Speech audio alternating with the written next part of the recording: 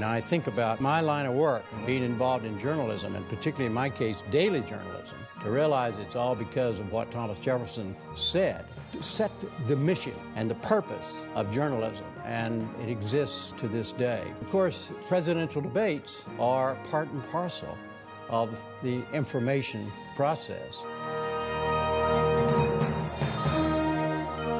Welcome to the Miller Center. Today, I'm delighted to welcome back and to introduce someone who I suspect has been a regular guest in many of your homes, or at least in your TV rooms, over many, many years.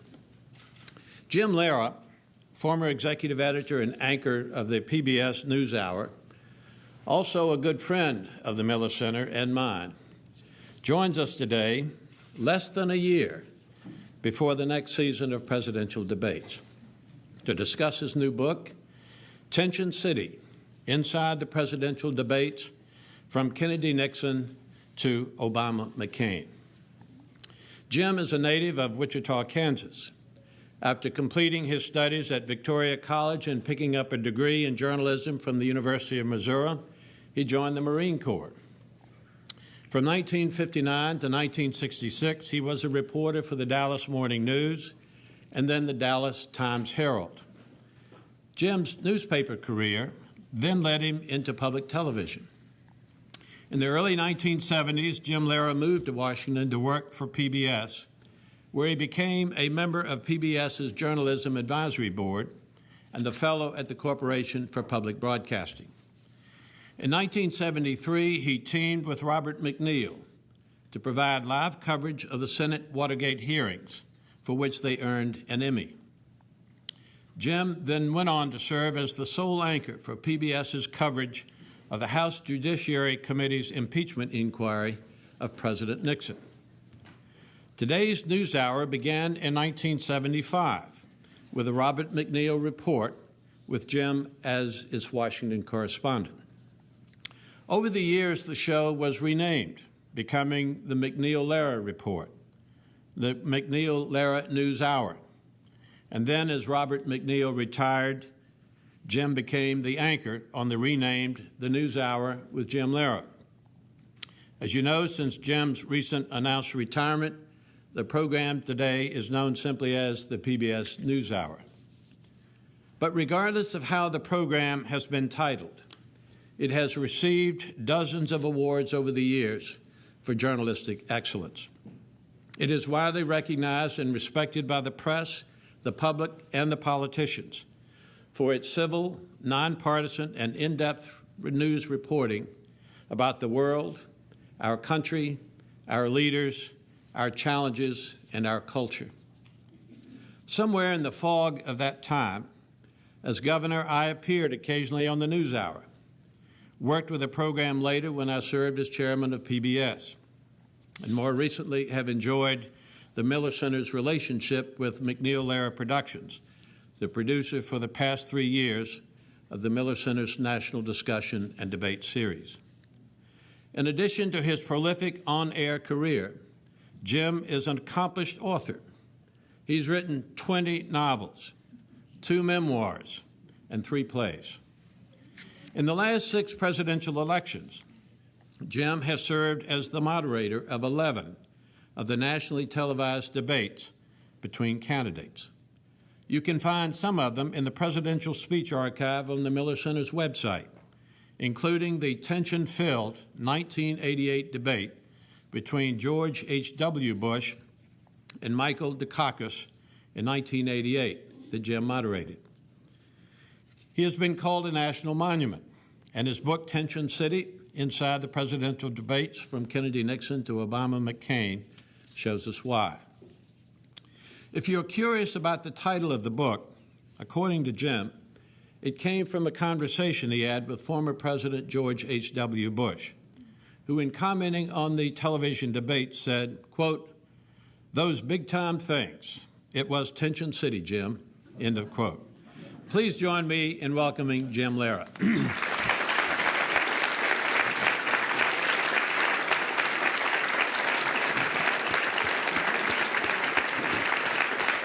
Oh, terrific, Jerry. Thank you very much. Appreciate it. Thank you. Thank you, thank you. Thank you so much. I am so happy to be here and to be introduced by this great man. I know all of you know everything. You already know probably more about him than I do, but let me give you the vision of Jerry Beliles from the outside, which is he is a visionary in every sense of the word. Here at the Miller Center, he's involved in studies that have to do with the transportation within the United States over the next many years.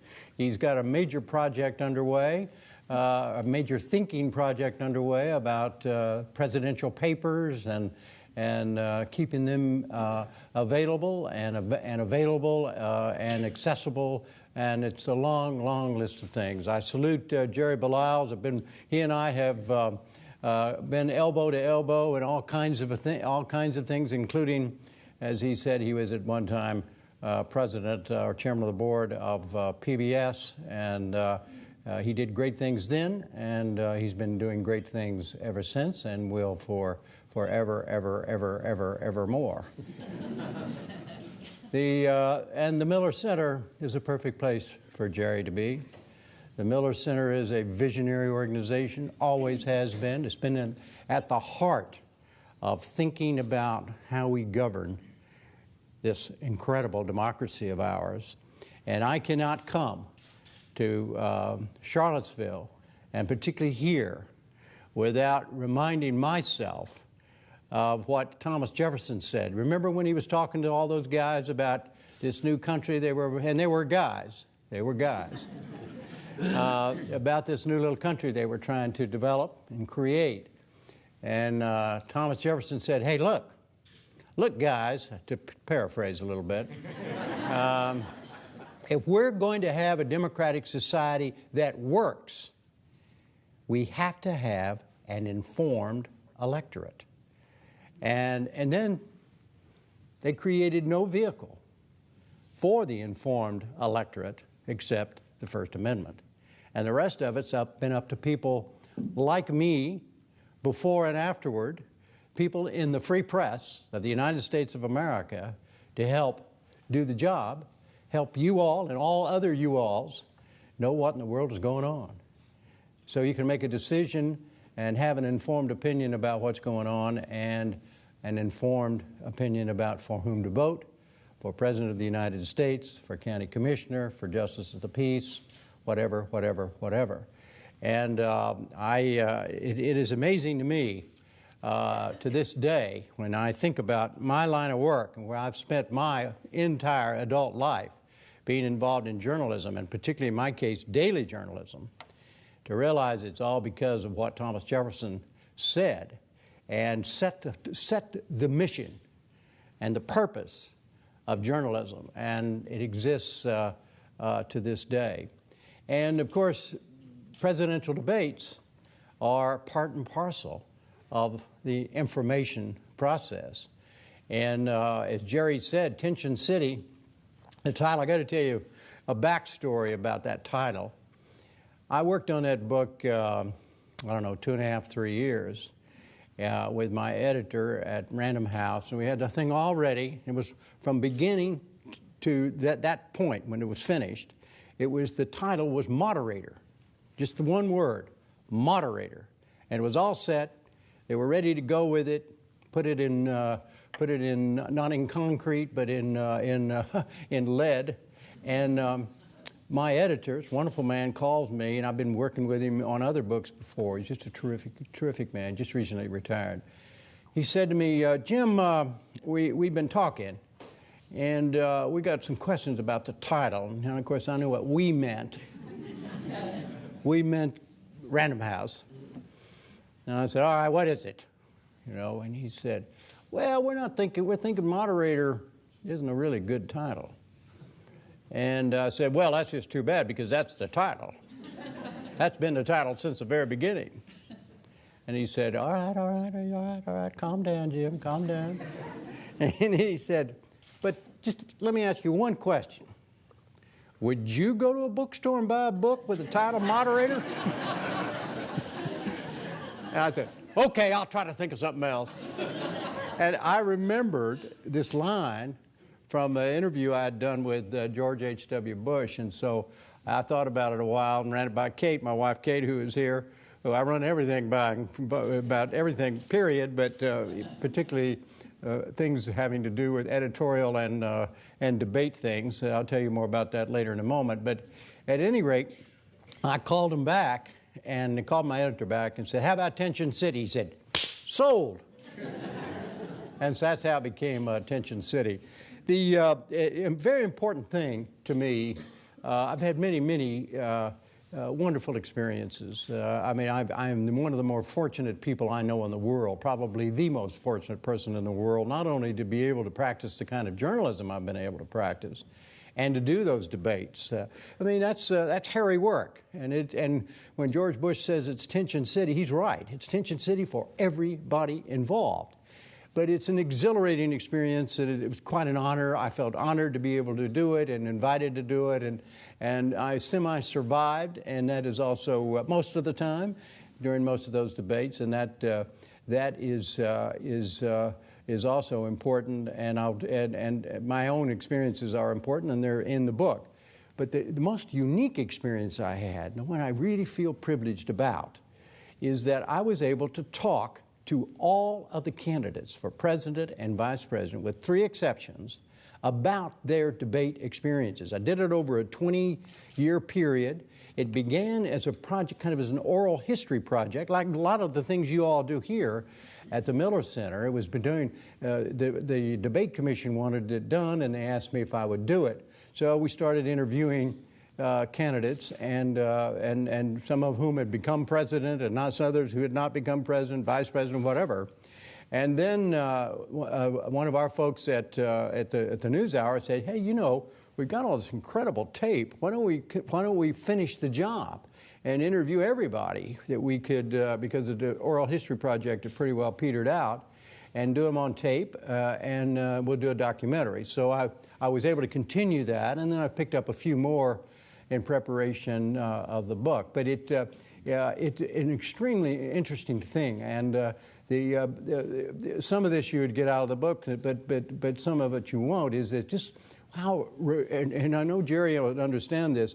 Just these people who become nominees for president or vice president of the United States for one of the major political parties. Those are not accidents. Most of the people, at least the people I've dealt with, I mean, you can see why this person rose through this incredible path that you have to follow to get to that level. And the nets that can catch you, there are little holes in nets and this and all kinds of little obstacles. And here they are. And once they get there, and they wouldn't be there if they weren't, they are the ultimate politician, or the ultimate practitioner of American politics. And politician to me is not a dirty word, quite the contrary. I have great respect for people who will participate and offer themselves in the world of politics. It's not easy to stand up and say, "Hey, you know, I want to be county judge. Hey, I want to be president of the United States. Hey, I want to be whatever it is." So I go into those exercises with a high level of respect for these people. But anyhow, talking to these candidates, and in every case, there was a passage of time. In other words, for the most part, now there are a couple of exceptions, but for the most part, the sores from the electoral process had passed. They were no longer president, they were no longer vice president, or they had already the loss that they had suffered in a great public way had passed, and they were. And bottom line is, they loved talking about it. It was like a bunch of bus drivers sitting around talking about driving to and from this on a GMC or a flexible Clipper or whatever. It was, in fact, Bill Clinton, if he had his way, he'd still be talking about it. He just loved it. It's just like talking shop. And without, as I say, with a couple of minor exceptions, and that was just a matter of tone rather than of substance, every one of these candidates, and I would ask them, well, for instance, I went through each one of these candidates, what you would call, you know, the major moments in any given particular debate. For instance, the famous Michael Dukakis question that Bernie Shaw asked about Kitty Dukakis, if Kitty Dukakis, I'm sure you all remember that. That was also in 1988, when if Kitty Dukakis were raped and murdered, would you be in favor of the death penalty for the perpetrator? And Dukakis just gave kind of a very quiet, well, no, I wouldn't, Bernard, and he gave a very quiet discourse on capital punishment. And there were some people, David Broder being one of them, immediately said that election is over. It cost. Because, and even George, when I talked to Dukakis about it, and I also talked to George H.W. Bush about it, well, Dukakis said, well, you know, probably in retrospect it was a mistake. But he then said in wonderful context, he said, look, I've been in public life as the governor of Massachusetts and running in the public realm, talking about capital punishment for years and years and years. I saw that as just another policy question. And of course, George H.W. Bush and the rest of the world, said, why didn't you just grab the guy? I would have grabbed him and strangled him with my own hands, show some emotion. His failure to show emotion, not necessarily what he said, but the failure to show emotion cost him that debate, and some would argue cost him that election. And these things, what costs people elections is all in the eye of the beholder. In many cases, some things can happen that actually cause an election to go one way or another. But what was interesting was then Dukakis finally said to me, he said, okay, all right, I made a mistake. But he first defended it, and he said, all right, I made a mistake. And he was very open and very, this was about maybe 10 years after the election. George H.W. Bush was the most fun to interview because he hates those debates. And he was very old. I talked to him in College Station. He'd been out of the White House maybe 8 years. And he was anxious to talk about it because everybody else all said, without exception, every other candidate that I talked to said, oh, these debates are great for the process, they're a terrific thing, terrific for America, a great way for the American people to see the candidates on the same stage at the same time, talking about things that matter. And I said to President Bush, I said, well, how important do you think they are? He said, they're terrible. I hate them. They're terrible. And I said, well, why? He said, well, first of all, I wasn't very good at them. And when you're not really good at something, you don't want to do them, right? And he told me there's one of these magic moment, major moment things in a debate. You all remember this one too, I'm sure. When it's a three-way debate, 1992, George H.W. Bush, Bill Clinton, and Ross Perot. And it was the town hall thing. In fact, it was down the road in Richmond.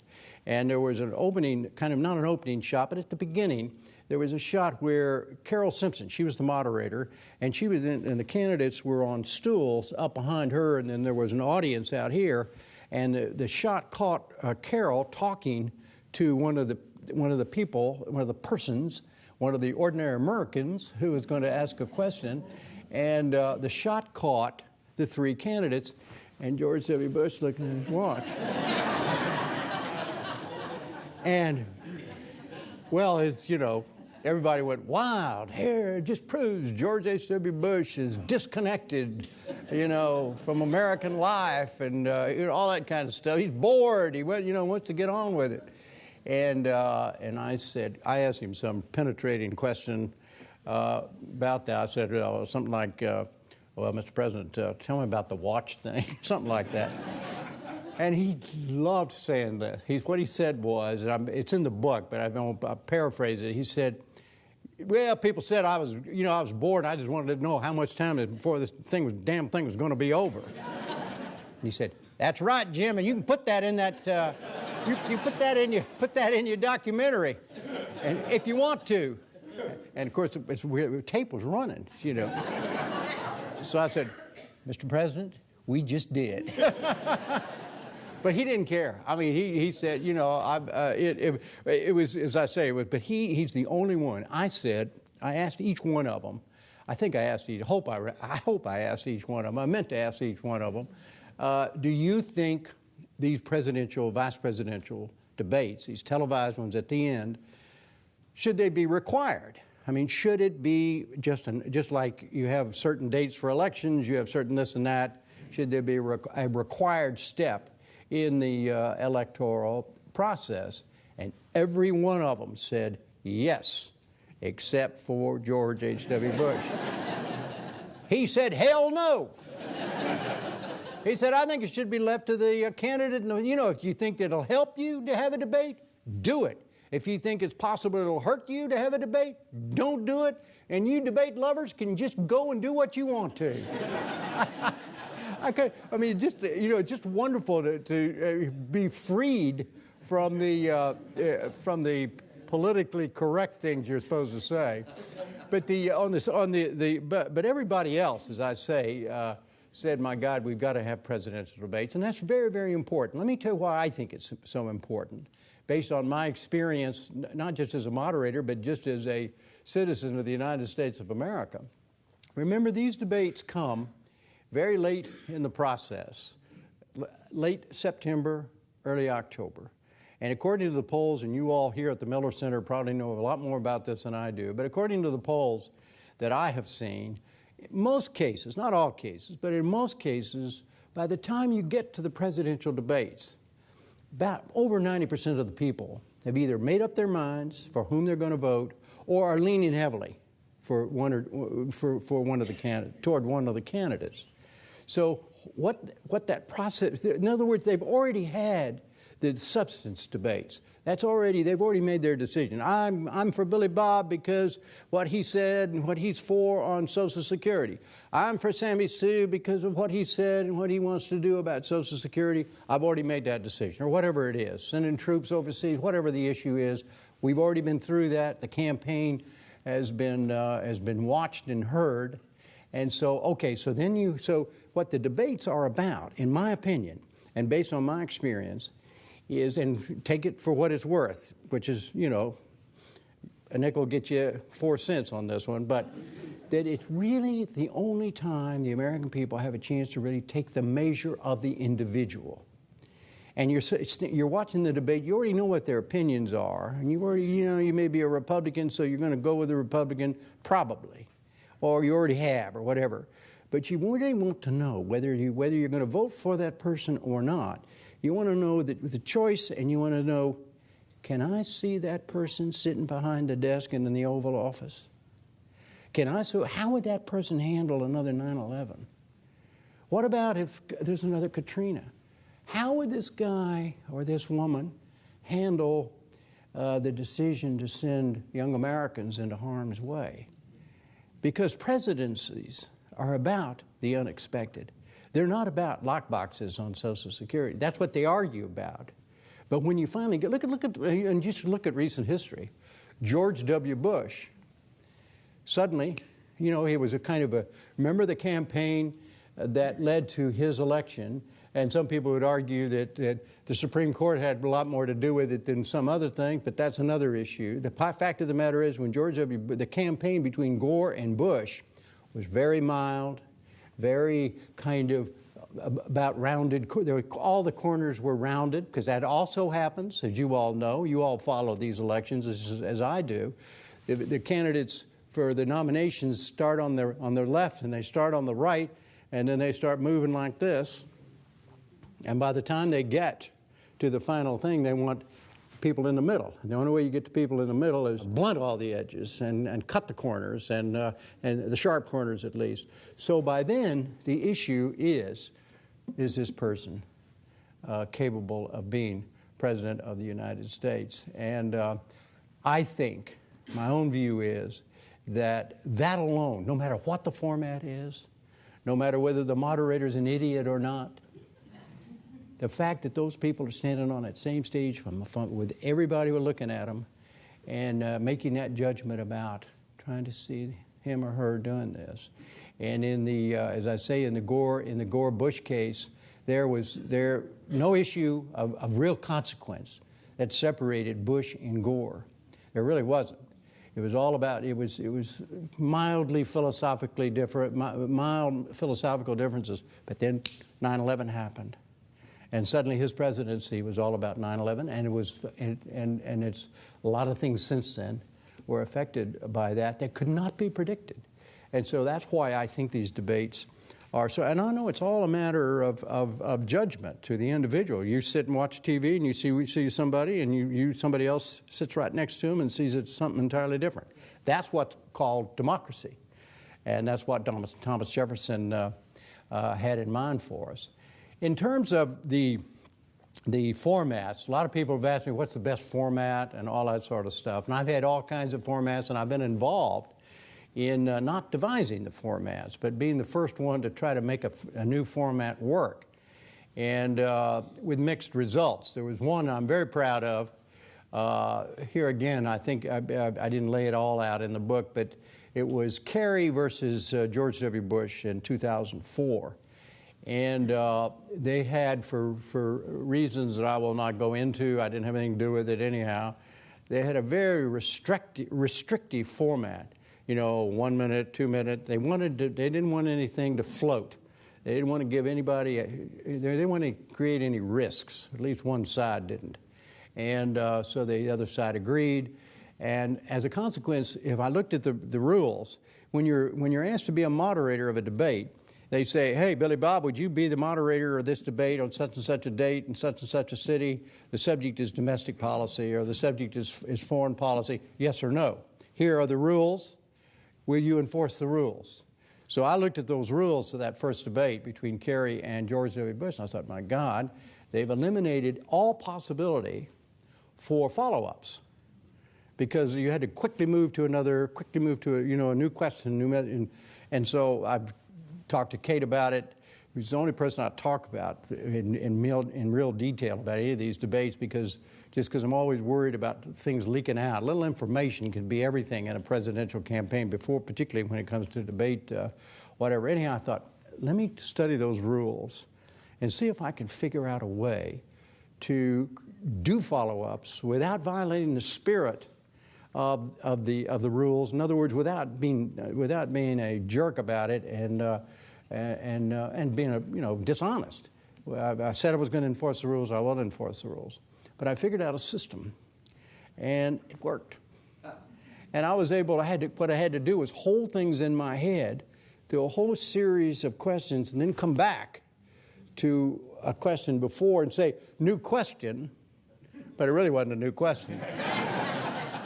But I asked it in such a way that it was legitimate. It appeared legitimate because I was just determined to see if I could make it work. And early on, but the downside of that was I had created these elaborate charts that were right in front of me. If this was going to, and I looked at them, and finally I realized I lost track of who was supposed to talk next and whether it was a new question or whatever. So I just took those papers and put them down here and just went at it, and it went fine. The other thing that I'll say, and then we'll open this to questions.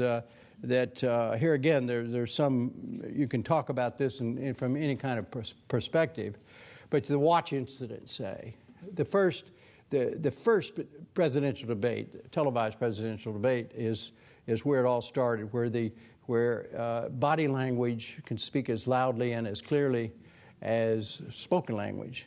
And we all learned that. Some of you may be old enough to know about the 1960 first debate between Richard Nixon and John F. Kennedy. And the people who listened to that on the radio thought Nixon won that hands down. People who watched it on television thought Kennedy won it hands down. And remember the story about Nixon. Nixon had been sick. He'd just gotten out of the hospital. And probably shouldn't have agreed to do the debate at all, but he did. And he looked sick, and he came into the studio. In those days, those first debates were done in television studios with no audience or anything. There was a moderator and 3 journalist panelists. And Nixon came in and looked bad, and Howard K. Smith, who was the moderator, said, Mr. Vice President, you know, we have a makeup person here. We can clean you up a little bit, you know, for the cameras. Something like that. I'll paraphrase what he said. Anyhow, Nixon said, no makeup, no makeup. And he finally allowed one of his own people to put a little powder on, which made him look worse because it was white powder.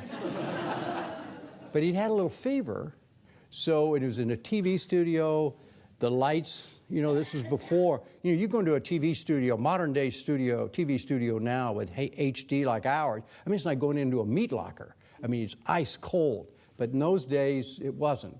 And so he already had a little fever, Nixon did, and he started sweating, you know, particularly over his lip. And anyhow, the combination of the way he looked and all of that, and of course, Kennedy was sick as also, but he had Addison's disease, and the treatment apparently made his skin look more tanned. So, I mean, weird stuff. And the incident with the watch is another incident, and there've been, you know, the sign and grimacing that Gore did in the first Bush the Bush-Gore debate in Boston, which I also moderated. One side backstory on that. In that debate, you know, the regular format, they were standing at podiums. Maybe this was where Bush was, and this maybe where Gore was, and I was sitting here. And I had to have a rule that when I ask a question, let's say I ask a question of Bush, I just look only at Bush while he's talking. I never would look back. I never look at the person who's listening, because I don't want to have eye contact and be part of the reaction. So Gore, asked a question of Bush. Bush is given an answer, and that's how it went the whole debate. And when the debate is over, we were there with our kids, and I was walking out of the hall. One of our daughters was standing by me as we walked out, and she said, "Oh, Dad, boy, that was something that Gore did." And I stopped and I said, "What did Gore do?" Remembering I'm the closest person to these two guys. And she said, "Oh, well, the way he was sighing and grimacing and all that." I mean, she said, smart girl, she said, "That's going to be the story of the debate." And I said, I missed the whole thing. And it did turn out to be the story of that debate. And but anyhow, my only point here, and also one more example, more recent example, 2008, which I also moderated the first debate, you know, between John McCain and Barack Obama. And we had the new set of rules at the debate commission. Everybody had agreed to it, that you could address the candidate directly, you could ask the other candidate questions, and I was determined to get that done. So determined, I made a fool of myself, as some of you may have noticed, because I just kept saying, "Well, say it to him, sir, say it to him." And McCain wouldn't even look at Obama, and much less address him. And Obama's looking at him, calling him John, and McCain saying, "Senator Obama," and he would only look at me, or he wouldn't look at McCain wouldn't. And why? Who knows? You know, it was just one of those things. But it came over in a negative way. Here again on television, because it made him look, you know, uptight and whatever, and Obama looked cool and calm and all of that. And it was, some say, Dan Baltz and Haynes Johnson, their big book about the 2008 campaign, said that was a defining moment, because this was the first time you saw those two people side by side, and the downside on Obama was, is he capable of being president? Is he calm? Is he cool? And here was McCain. The downside on McCain was that he's fidgety and he's this and he's nervous and he's angry and all of that, and people came away with their own impressions. And we're ready to take some questions, Jerry. It's you're on, so to speak. Thanks, Jim. I would invite questions from the audience. If you have a question of Jim, please go to the back of the room. Christina has a microphone there. And while we give the audience a chance to rise for questions, let me pose one, Jim. You've alluded to the presidential debate format. In your judgment, looking back on all of these, what is the role of the moderator in that debate? Is it to pose questions, to follow up, as you've discussed? And is the discourse better served by having one moderator or multiple moderators? Oh, Jerry. The role of the moderator is to stay out of the way. The role of my advice to all people who moderate anything, particularly presidential debates, is take a few moments and look at the mirror by yourself and say, this is not about me. This is not about me. I would also suggest that nobody be selected to be moderator who doesn't already have the best job they've ever wanted. Because don't use a moderating opportunity to audition for a better job. Don't anybody who's trying to get on the lecture circuit and raise their rates, don't be a moderator. Well, my bottom line is that if you're talking about the moderator, even in a positive way, after a debate, then the moderator's failed. Because it's not about the moderator. It really isn't. And to be specific, I have my own little set of rules that a lot of people disagree with, okay? A lot of fools disagree with, yeah. I happen to believe that a presidential debate moderator who asks in the single debate, in the single moderator format, it's dynamite you got in your hand. I mean, you're not running your questions. In my case, the only person who knows what my questions are in every debate I have ever asked has been Kate Tom Lehrer. I've never, because I don't even bring in the NewsHour staff, I stop all discussions about 5 days before every debate because I don't want anybody to leak anything or whatever. And but my private rule has been, this is not a place, if the campaign has been about boom, boom, boom, boom, then the final debate should be about boom, boom, boom, boom, and it'd be so easy. You know, you say, okay, Senator or Mr. President, what is your view on Uzbekistan? And by the way, who's the Prime Minister?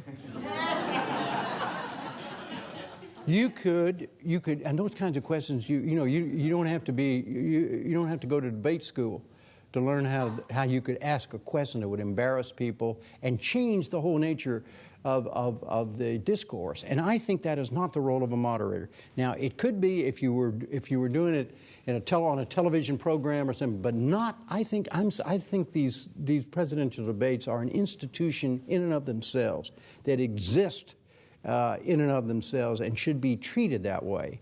And so follow-ups. There are people, and in my case, even before all these many years on the NewsHour, there are people who've been waiting for 35 years for me to ask a question, Senator, have you ever really done wah-wah? No, Jim, I've never done wah-wah. And then I say, liar!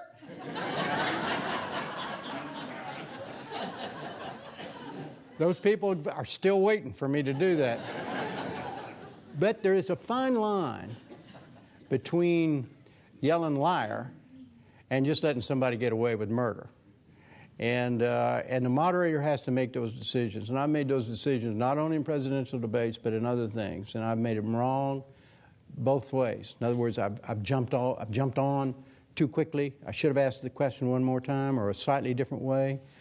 Or I stayed with it too long. Just, come on. Because the other thing is, and I'm sorry about my long answer here, McNeil used to say, Larry, you were ever a guest on our program, we'd never have you back because your answers are so long. But well, anyhow, I think I'll leave it at that. Hi.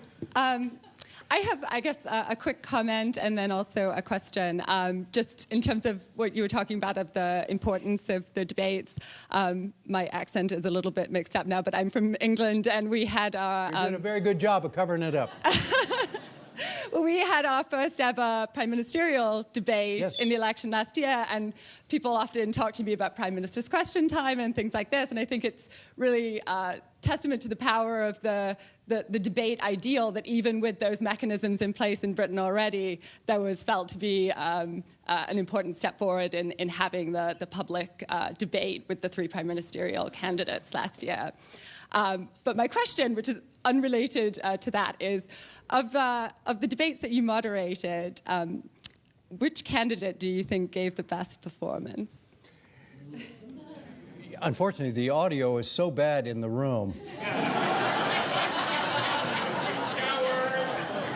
Coward! Coward! Guilty as charged. That's a terrific question. I'm going to give you the Texas way of handling a question. I started covering politics as a reporter, as Jerry said, but my first as a political reporter for the Dallas Times-Herald was the afternoon paper. And it took me a while to learn that in Texas, in fact, some guy said to me finally, who later became very prominent, so I'm not going to tell you his name, but he was a Texas politician. He said, Jim, come on, man, the issue isn't whether you answer the question, it's how you handle it. So I'm handling your question here. It's a really terrific question, but it's a perfect example of the very kinds of questions I ask and do not answer. Because I've spent my whole career not being a pundit, and I'm not going to start it tonight. So today. This is daytime. I said tonight. Sorry about that.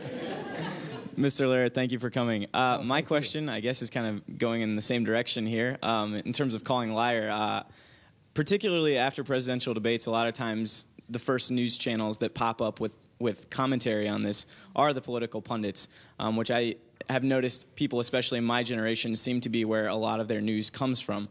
I was wondering what you thought the role of political pundits after debates played in how people formulated their political frameworks on candidates. Well, I think political punditry is a terrific thing. It's part of the process. My only problem is just what you said.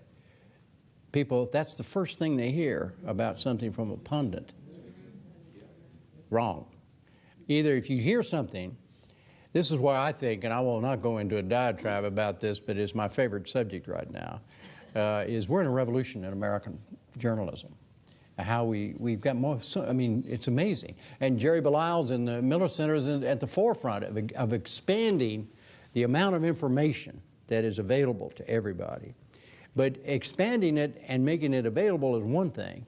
Making it accessible in ways that everybody can get it, the piece they need and all of that at any given time, we're not there yet.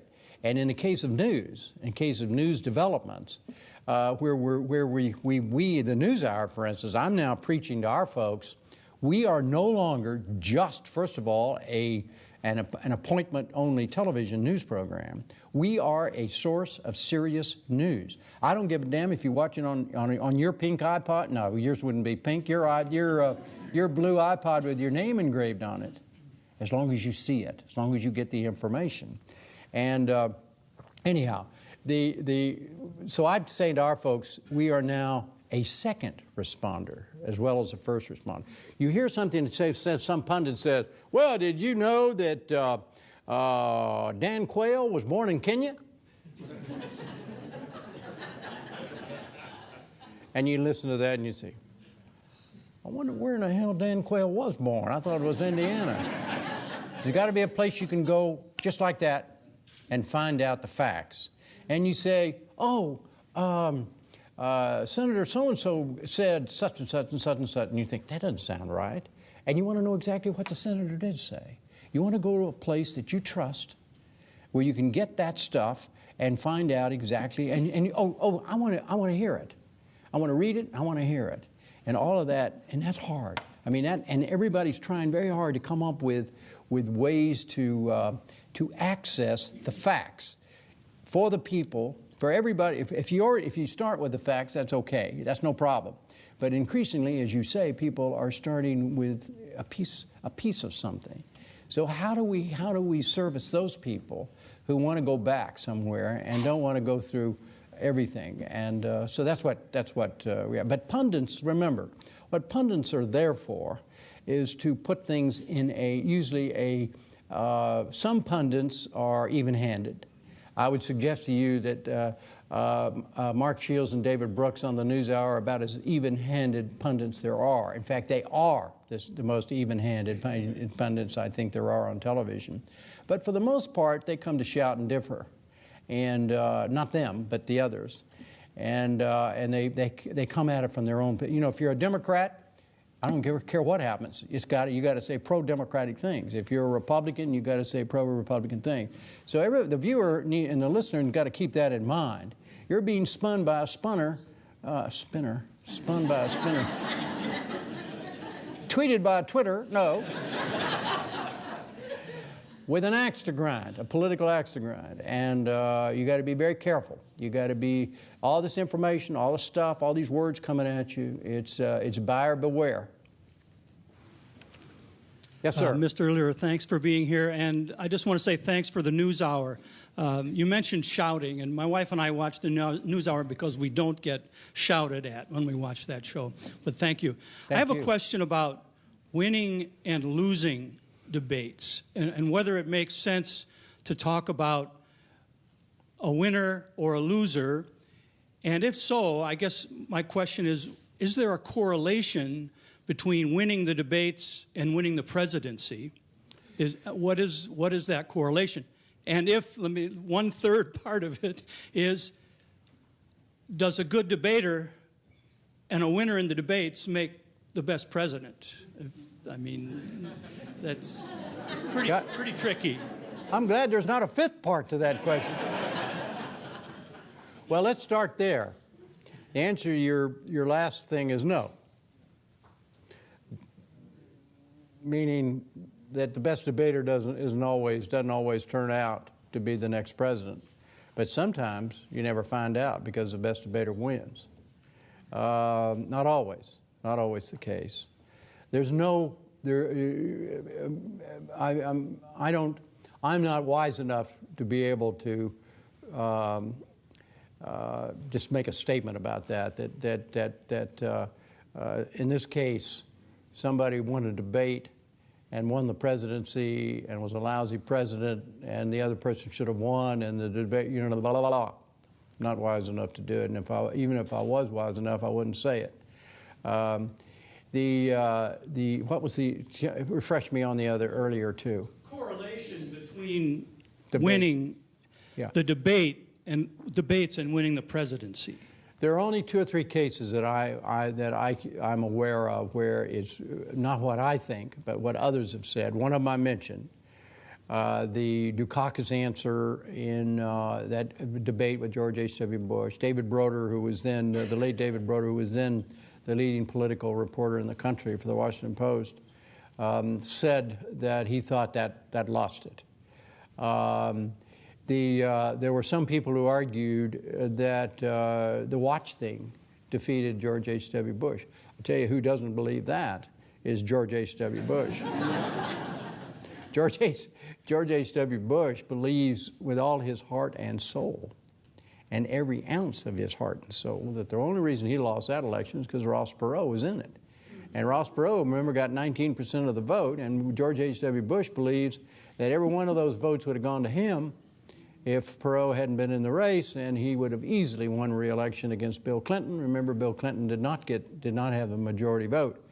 He had the most votes, but he didn't have the majority. And but there's a big, there's no Kennedy-Nixon is another example but here again, you have to there are two sets of questions there. I mean, did the person win or lose the debate? Did he or she go on to become a lousy president or a terrific president? And the correlations are that is all punditry. That's all historians. Great stuff for the Miller Center to people like Michael Beschloss, right? Who's a member of your advisory committee here, write about that kind of stuff. Those are the people to listen to, not me about that. Okay, but thanks for the question.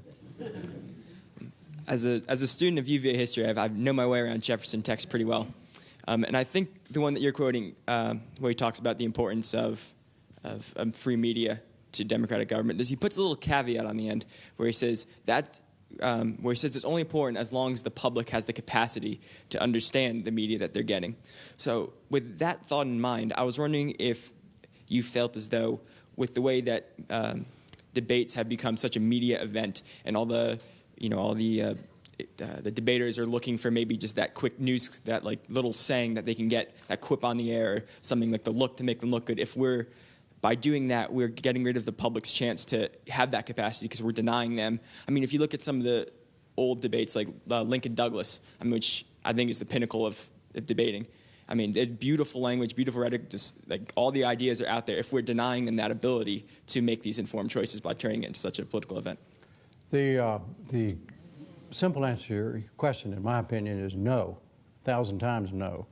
First of all, the Lincoln-Douglas debate. You know how the Lincoln-Douglas debates were run? The opening statement was an hour and a half, and then the opening statement of the other candidate was an hour and a half, and then there was a 1 hour rebuttal, and then there was another 1 hour rebuttal. Those were not debates as you know, cleanly defined. Those were just back-to-back speeches. The fact that they were on, that was of course for the U.S. Senate, not for the presidency. The fact that they were on the same stage at the same time, certainly, and they've been labeled the ultimate debates. Not where I come from. I think those kinds of things will never happen, and I do not see them as necessarily anything other than back-to-back speeches. There's nothing wrong with that, but they're not debates. Your point, though, is a very serious one, and here again, it's inescapable in this day and time. For instance, they're the one-liners, say. The one-liner from Benson to Quayle, when Lloyd Benson responded to what Dan Quayle said, and said, well, Jack Kennedy, because Quayle had said, you know, I have more experience than Jack Kennedy did when he was elected president, and Benson came back and said, I knew Jack Kennedy. Jack Kennedy was my friend. You're no senator. You're no Jack Kennedy. Well, devastating thing, and it's considered one of the most memorable lines to come out of a presidential debate. And is that showbiz? Well, Benson was ill when I got around to the interview, and I was never able to talk to him. However, he said in all the interviews he did on time, right at the moment, that, oh, no, that just came off the top of his head. Well, I later talked to some people that Quayle had used that line before, and as a consequence in the debate prep with Benson's people, they said, well, you know, you might want to say so-and-so. So it wasn't, you know, everybody to their own wah-wahs on those things. Ronald Reagan's line to Walter Mondale that made the headlines, and Mondale thought cost him the election when Mondale had won the first debate with Reagan, and in the second debate, the issue was raised with Reagan. You were tired. You seemed, you know, in other words, are you too old to be president? Is what it really boiled down to. And Reagan, of course, stepped right up and said, well, I just want everybody to know I am not going to, for political purposes, I am not going to raise the issue of age and the youthfulness and inexperience of my opponent. Well, there, you see the shot, because I looked at it recently again. I mean, they're standing at a podium next to each other, and Mondale just laughing and laughing and laughing. Here again, the interview I did with Mondale afterward, he said, oh, yeah, I was laughing, but he said, inside I was just crying and crying.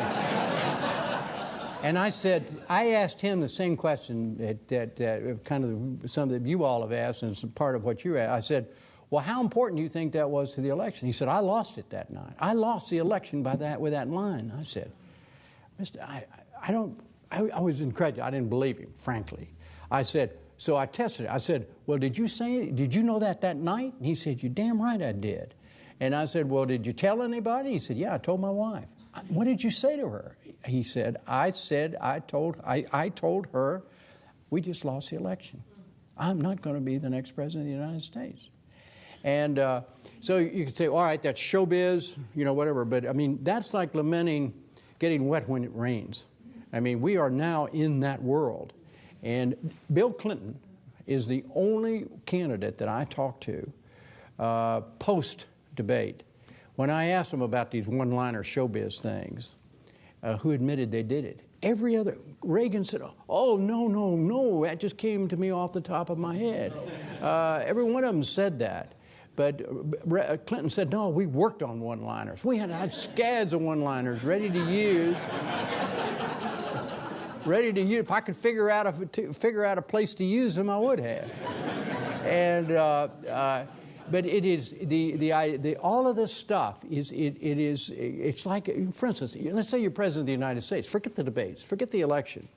You're now president of the United States, and you're going to address the nation about sending some Americans into harm's way in some foreign land. Okay, and let's say you're looking at the camera and you're saying, Mr. and Ms. America, you know, da da da da. And you stumble, and you can't talk right, and you emphasize the wrong words, or your tie's not all the way up, or your hair is not combed, and all that sort of stuff. You say, well, that's showbiz. That doesn't mean anything. It is communicating in the world of today.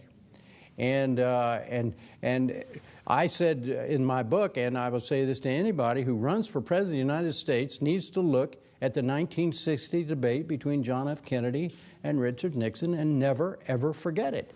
And it's just like study your books, you know how a bill is made and how a law is made. Be able to present yourself. You can, for instance, no offense, I don't want to offend anybody here, but I probably am going to offend everybody here with what I'm about to say. Thomas Jefferson would have played hell getting elected president of the United States if he were running now, because he had a very high, he talked like this. I am told.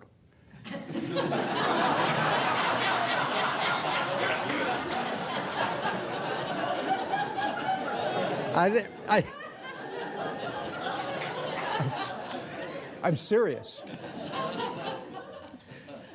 Thanks very much for being here. This has already been alluded to, but I wanted to ask it a little bit more directly.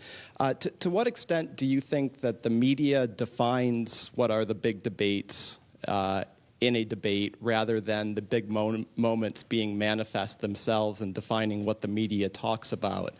A couple that you've mentioned here, Bush looking at his watch, Dukakis's answer, do not strike me as obviously huge negatives for the candidates at the time, but that's the way that they were quickly portrayed, and therefore became big negatives.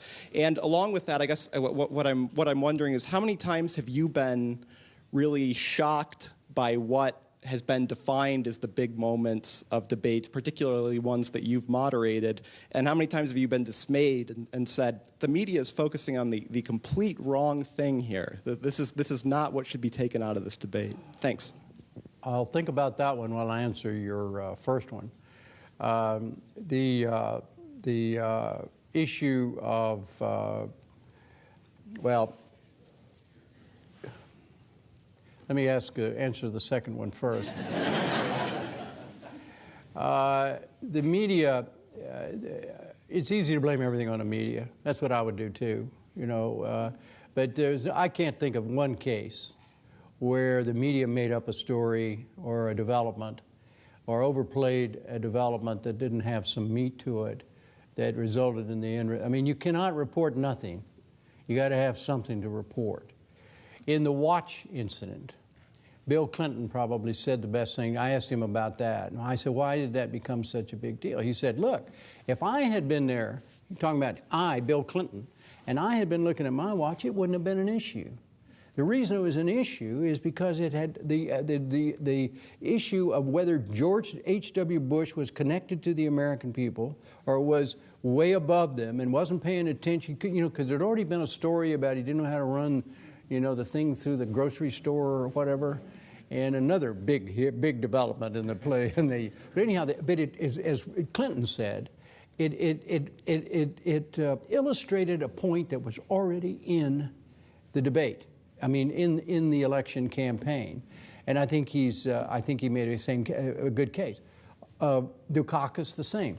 Dukakis was already known as somebody who was, you know, kind of a little bit too cool, a little bit too reserved, a little bit too wonkish, and there wasn't showing the emotion, and all that did was raise that to the high.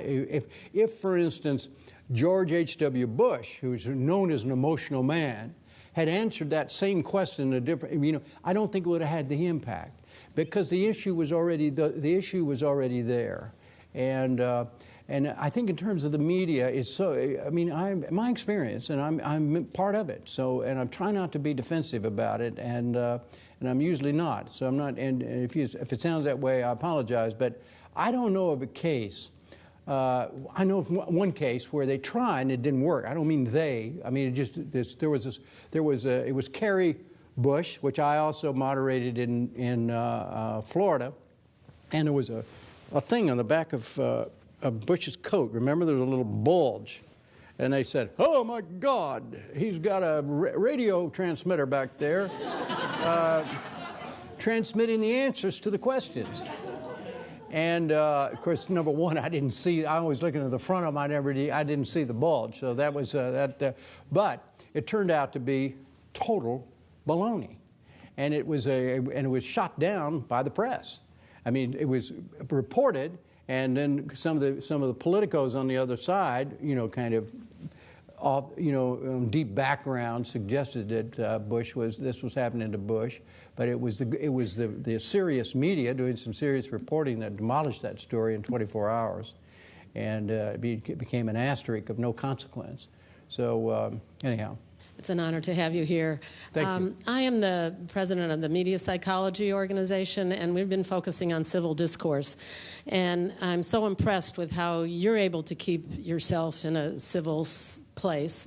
I wonder, you call your book Tension City, if you could comment on a time when there was a lot of tension, both for you and in the debate, and how you managed to keep that in the space of civil discourse. Well, thank you very much for what you said. I believe when Robert McNeil and I first began our program, and as Jerry said in the introduction, started as it had the worst title in the history of television. It was called the Robert McNeil Report. Can you imagine the worst title for a television program? Anyhow, Robin said, we are going to be in the business of civil discourse. And 36 years later, we are in the business of civil discourse. So it's almost a kind of decision you make. And once you make that decision, everything flows from that.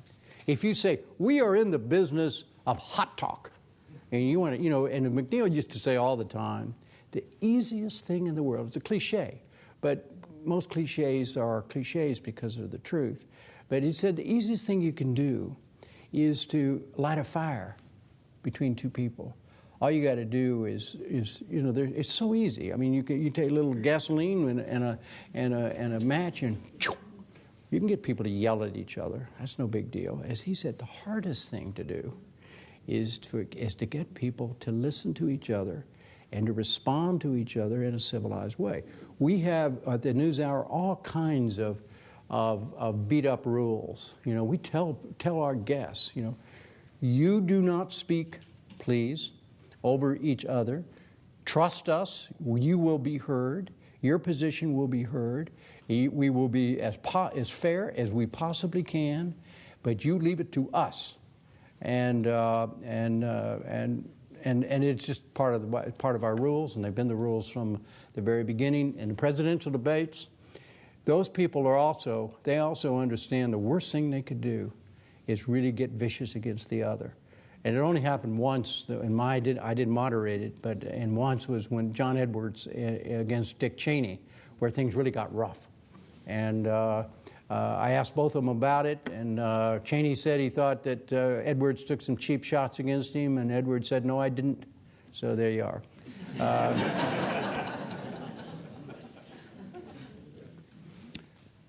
Ladies and gentlemen, when we adjourn, I would ask that you remain in your seats long enough to let Jim migrate to the back of the room so he can sign the books that you may be interested in purchasing. And let me close with thanks to Jim, and also pose the last question. And before that question is posed, Jim, Mark Twain is reported to have said that history may not repeat itself, but sometimes it rhymes. So It's interesting to speculate that the Miller Center and the NewsHour started 36 years ago, both engaged in the business of civil discourse, and I hope that will always be the case. Amen, brother. Amen, Jerry.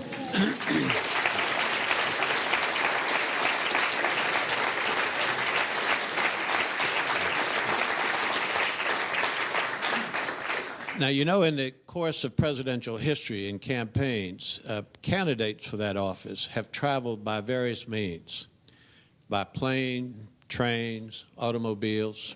That's the name of a movie, too, I think, Jim. But presidents have also traveled by bus.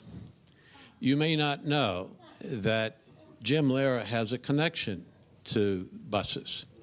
In his early days in Texas, it is reported that he worked as a dispatcher for the Trailways Bus Company, calling out the names and destinations of all these little villages across the big state of Texas.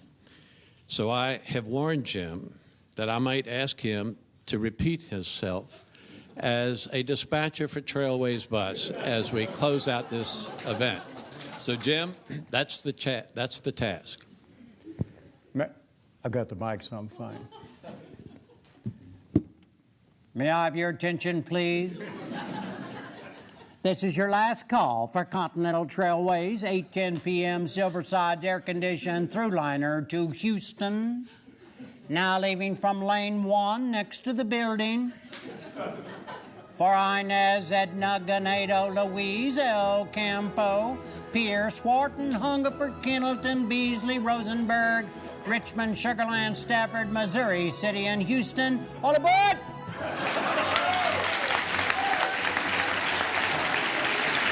Don't forget your baggage, please.